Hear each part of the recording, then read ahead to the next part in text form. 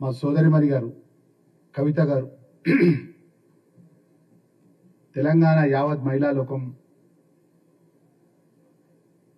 తలదించుకునే విధంగా ఒక రాష్ట్ర ముఖ్యమంత్రి కూతురు లిక్కర్కి సంబంధించినటువంటి స్కామ్లో నిందితురాలుగా జైలుకి వెళ్ళి వచ్చిన తర్వాత ఊరూరు ప్రభుత్వంలో ఉన్నటువంటి ముఖ్యమంత్రి గారిపై ప్రభుత్వంపై నోటికి ఎంతో అంత మాట్లాడుకుంటూ ఆధిపత్య పూర్వనట్టుగా ఒక దిక్కు కేటీఆర్, ఒక దిక్కు హరీష్ రావు, ఒక దిక్కు కవిత గారు, వీరు ముగ్గురు తప్ప 10 సంవత్సరాల నుంచి ఉండి రాష్ట్రంలో అధికారంలో ఉండి ప్రభుత్వంలో ఉండి పనిచేసిన మంత్రులు కానీ, ఇప్పుడు మాజీ మంత్రులు కానీ, అప్పుడు మంత్రులుగా ఉన్నవాళ్ళు ఇప్పుడు మాజీ మంత్రులుగా ఉన్నవాళ్ళు కానీ ఎవ్వరొకరు కూడా మాట్లాడలేదు. మాట్లాడిన ప్రభుత్వం బురదలే కార్యక్రమం, తప్పుడు అబద్ధాలు ఏదైతే ప్రెస్ మీట్లు చేసే కార్యక్రమం చేపట్టింది ఎవరు అంటే ఒకటి హరీష్ రావు, కేటీఆర్, కవిత గారు. ఈరోజు కవిత గారు నోటికి ఎంతో సంత మాట్లాడడం నేర్చుకుంది. నిజంగా ఆమెకు చిత్తశుద్ధి ఉంటే ఎంపీగా చేసినారు. మా కరీంనగర్, పూర్వ కరీంనగర్ జిల్లా జైతాల్ ప్రాంతం నుంచి, నిజామాబాద్ నుంచి ఇప్పుడు ఎమ్మెల్సీగా ఉన్నారు.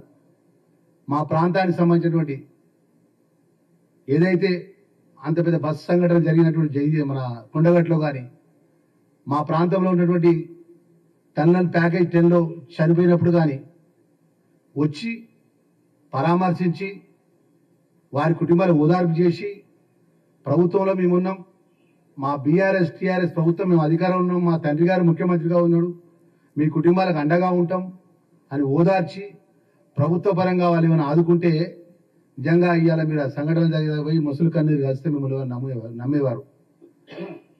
ఆ రోజు మీ గవర్నమెంట్లో ఉన్నప్పుడు అంత పెద్ద సంఘటన జరిగితే చిన్నారి పిల్లలు 20 మంది పిల్లలు చనిపోతే కూడా మీరు పోయినటువంటి ముఖ్యమంత్రి, మీరు మంత్రులుగా మీరున్నటువంటి మీ ప్రభుత్వంలో ఉన్న పెద్దలు ఎవరు కూడా అలాంటి సంఘటన లోపల ఆ సంఘటనలు జరిగిన కుటుంబాలకు అండగా ఉండాల్సిన బాధ్యత విస్మరించి ఈరోజు అనుకోకుండా ఒక సంఘటన జరిగితే దాన్ని ఆర్దాంతాలు చేసుకుంటా ఇష్టానుసారంగా హరీష్ రావు కొద్దికి మాట్లాడతారు, కేటీఆర్ కొద్దికి మాట్లాడతారు, మా కవిత కొద్దికి మాట్లాడతారు.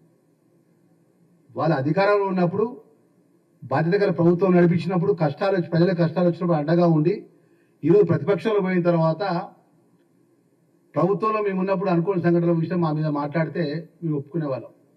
ఎప్పుడు వాళ్ళు ఒకటే సింగిల్ పార్టీ ఎజెండా అండి. నేను శాసనసభ్యుడిగా చెప్తున్నా, వాళ్ళు అటువైపు ఉండి ఏమనుకుంటారా అంటే ఎప్పుడు కూడా హరీష్ రావు, కేటీఆర్ కానీ టీఆర్ఎస్ పార్టీకి సంబంధించిన వాళ్ళు ఏమనుకుంటారా అంటే మేము అటు కూర్చునే కుర్చీలలో వాళ్ళు కాంగ్రెస్ వాళ్ళు వచ్చి ఎట్లా కూర్చున్నారు, అవన్నీ మా కుర్చీలే, మా అధికారమే, ఎల్లకాలం మేము అధికారంలో ఉంటామని చెప్పి ఊహాకాలంలో ఉన్నటువంటి వారి నాయకత్వం, వారి పార్టీ. ఈరోజు ఇటువంటి సందర్భం వస్తుందని కరడు కూడా వాళ్ళు ఊహించలే. ఇప్పుడు ఏమైపోయిందంటే అసెంబ్లీలో వారు ఊహించిన విధంగా ఓటమి ఎదురైంది. పార్లమెంట్లో ఎన్నికల్లో బట్టి ఆశించలేదంటే ఓడిపోతే ఈయంత నలుగురు ఉండేవాళ్ళు, నలుగురు కూడా మా పార్టీలో ఉండకుండా అవుతారనే భయం కొద్దీ వాళ్ళు ఇలా ఎమ్మెల్సీ ఎలక్షన్స్లో పోటీలో ఉండలే.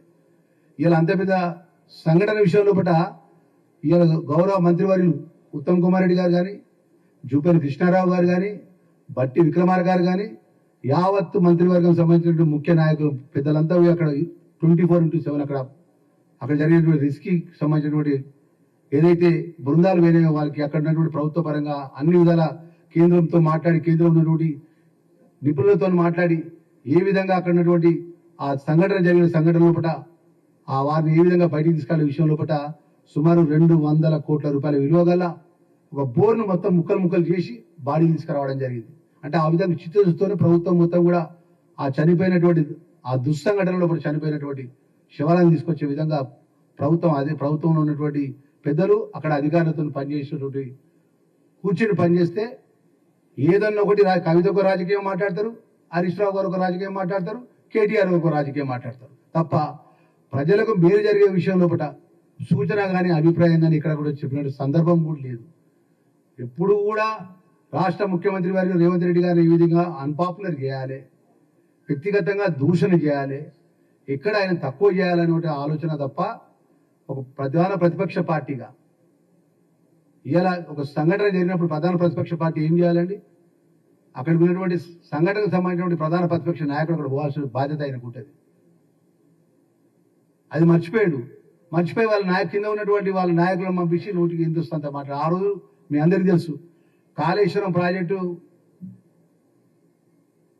ఏదైతే ఆ బ్రిడ్జికి సంబంధించినటువంటి సంఘటన జరిగితే అక్కడ అధికారంలో ఉన్నటువంటి అప్పుడున్న ప్రభుత్వం బీఆర్ఎస్ ప్రభుత్వం ప్రతిపక్షంలో బట్టి విక్రమార్క గారిని పోకుండా మధ్యలో అడుగుని అరెస్ట్ చేసిండ్రు. అక్కడ స్థానికంగా ఎమ్మెల్యేగా ఉంటారు, పెద్దలు శ్రీధర్ బాబు గారు గతంలో మంత్రిగా పనిచేసినటువంటి సీనియర్ లీడర్గా ఉంటాడు. ఆయన సొంత కాన్స్టిట్యున్సీ ఆయన కూడా హౌస్ అరెస్ట్ చేసిండ్రు. ఏమనంటే మేము పోలీసు వాళ్ళతో కేసులు పెట్టిస్తున్నాం అంటున్నారు. ఏమనంటే మేము అక్రమంగా పోలీసుతో మేము చెప్తున్నాం. ఇవాళ కవితకు కానీ కేటీఆర్ కానీ హరీష్ రావు కానీ 10 సంవత్సరాల లోపల నియోజకవర్గ స్థాయి లోపల లెక్కలు తీద్దాం. మీరు 10 సంవత్సరాల లోపల ఎంతమంది కాంగ్రెస్ పార్టీ కార్యకర్తల మీద కేసులు పెట్టించిండ్రు లెక్కలు తీద్దాం మనం. అక్రమంగా కేసులు ఎంతమంది వేధింపులకు గురి చేసిండ్రు.